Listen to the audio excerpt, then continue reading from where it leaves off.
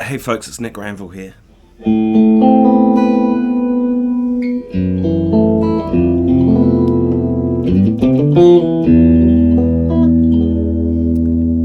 It's just pointed out to me from my friend Robert Keeley that just about at 10,000 subscribers. I mean, it's insane.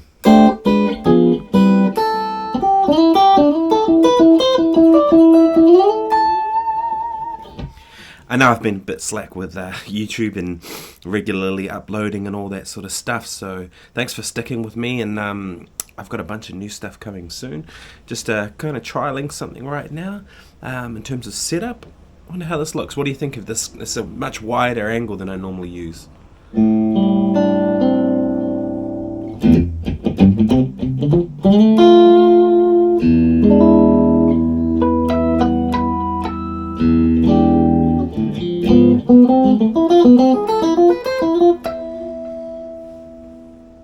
So I thought today what I'd do is I'll talk about a couple of things that I've kind of been working on lately. One of the big things I've been working on is trying to put minor chords into progressions in places you wouldn't normally expect. So check this out. We're in the key of E. One of the classic things you'll hear a lot is the 4-chord minor.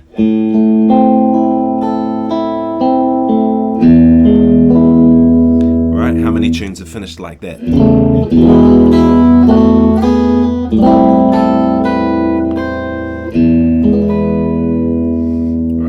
Mega pretty, right? But there's a really cool thing if I kind of stumbled upon the other day by accident. I'm going to F minor instead in the same place. It's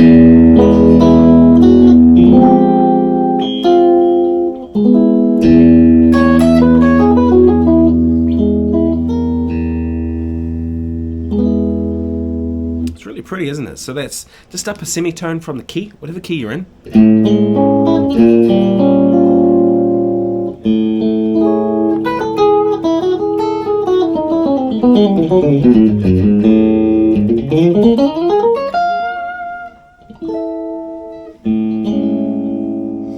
Again, back to E major.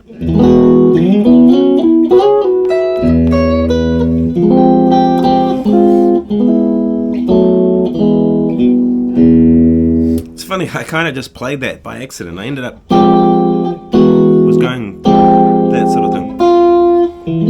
And I think the key that makes it work is how you link it together.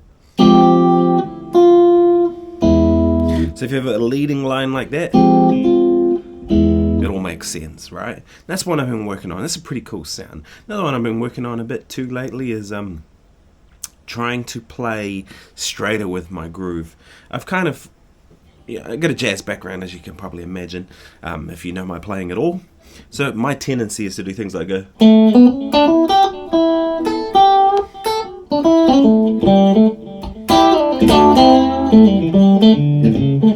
I'll just turn off that delay, it's annoying.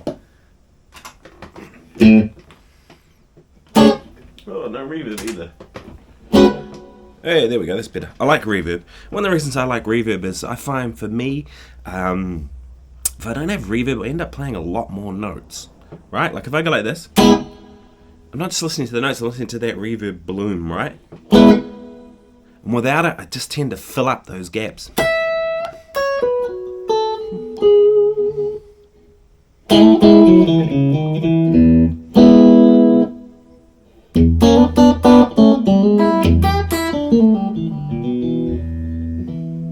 The only time I really like going without reverb is if I'm doing like 16th note funk stuff. Then for me that really should be dry as heck, you know. It sounds better for that kind of stuff, but most stuff I want a bit of reverb. Anyway, where I was going with that is I tend to do things like...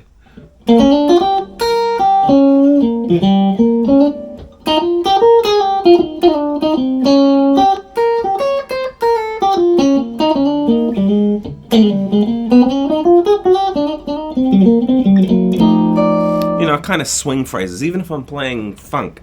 You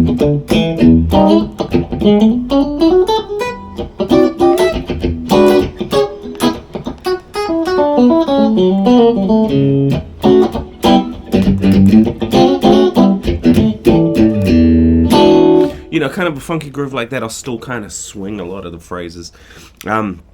I had this gig recently, about maybe 6 months ago with Layla Hathaway.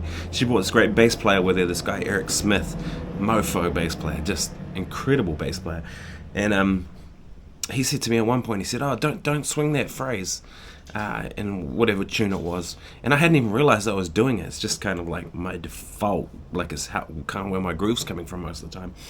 And my first thought was, shit, man, I just done too many jazz gigs, right? But it made me think, sometimes I need to just straighten up my groove a little bit, you know? And the way I've been working on that is, instead of, you know, like a lot of times I'll do things like I'll just play straight, but I'll play with accents on the offbeat.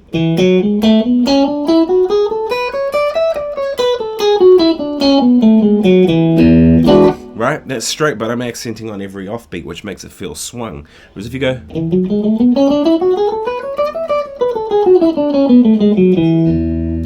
and just play it straight down the line.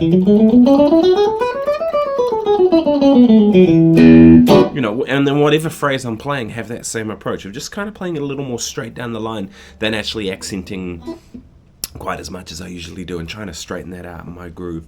Another thing I'm always working on time. That's one of the biggest things I do a lot. You know, I do stuff with tapping my foot and things like that, different rhythms, metronome work, all this sort of stuff. I've been working on some classical guitar. I haven't got my classical guitar handy, but I've been working on trying to get better at that sort of stuff. I mean, music's a work in progress, right? You never ever stop learning. So for me, it's kind of, I'm always looking for new stuff to learn, especially the classical guitar thing. That's big because, you know, I mean, I'm quite an experienced jazz guitar player, pop guitar player, blues, done a lot of those sort of styles. And I started playing classical guitar to start with, but lately I've been playing a lot more of it and wanting to get better at that sort of stuff, especially, you know, it's fingerstyle, right?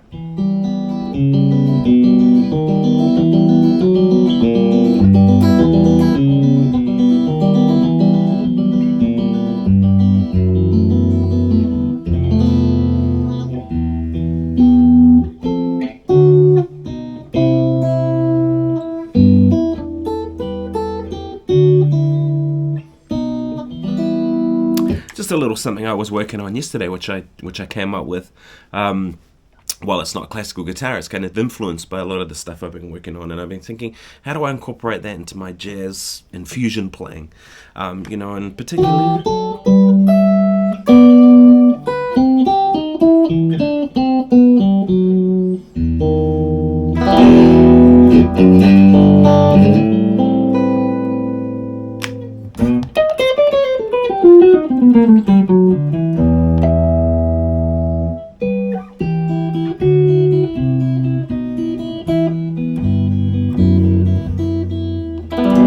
You know, and you hear Wayne Krantz do a lot of that kind of counterpoint stuff. While he doesn't play it like a classical player, it's pretty clear that he's checked out some of that stuff and that he's found ways to do counterpoint in a way that kind of draws on that tradition, but isn't that tradition.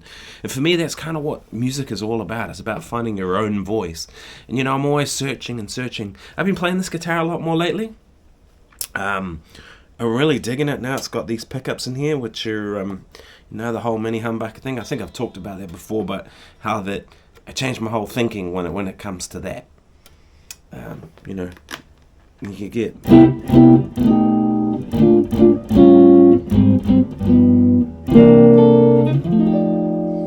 can get more of a jazz tone, especially if you bring the tone control back.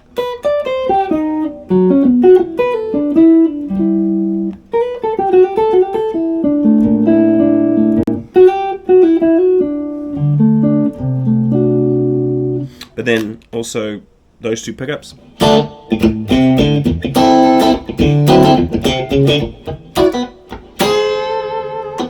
You know, and then of course my favorite funk setting is those two.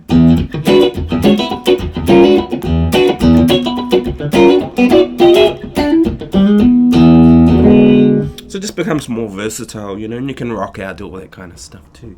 What do you think of the Ibanez t-shirt? The old Tube Screamer pedal. Yeah, I've owned almost every iteration of a Tube Screamer. I don't use one so much these days, mostly because I'm using tweed amps, and I find that extra mid-range kind of just becomes too much with a tweed amp. But I do use variations on Tube Screamers and various different stuff. But anyway, I hope you dig the t-shirt. Remember to subscribe. I'm just about at 10,000 subscribers, as I mentioned. I've never really cared about numbers. To me, that's not the point of why I do this stuff. I know some people do. They're like, oh, I've got to get to 100,000 subscribers or whatever. I don't care, to be honest. I'm just glad that people watch. That's the main reason I do it. That people watch this and get something from it.